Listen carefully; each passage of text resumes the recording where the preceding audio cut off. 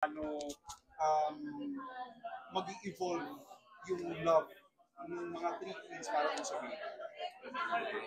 So, actually, for Susage naman, yung character ko natin, siya yung panikera at maarte kasi talaga. Panikera siya talaga. Anong gagawin, nakakatulog. So, kailangan manaig yung pagka-leader and mother superior din mo para makapag-decision kung anong gagawin natin. So, maganda yung takbo ko ng story na ganun yung doon siya hinahanda yung pagpapalaki ng story.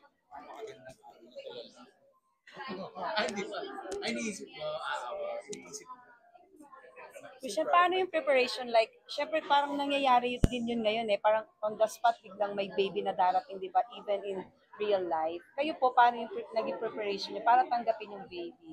Na syempre, hindi nyo naman alam kung saan galing yun or mystery na, di ba? Preparation.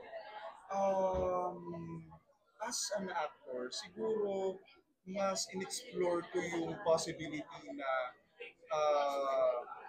magkaroon ako ng anak in the future.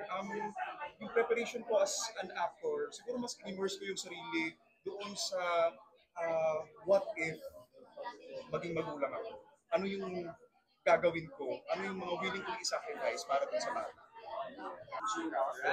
Dahil sa iyo ako pagkanan.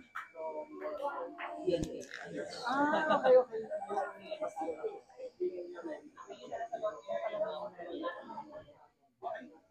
Yes, definitely. Kasi ako, personally, nakuha ko na papabili ako ng subscription. Same. You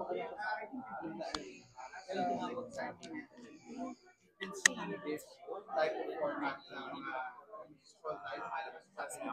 So I think we are ready to start. We enjoy natin.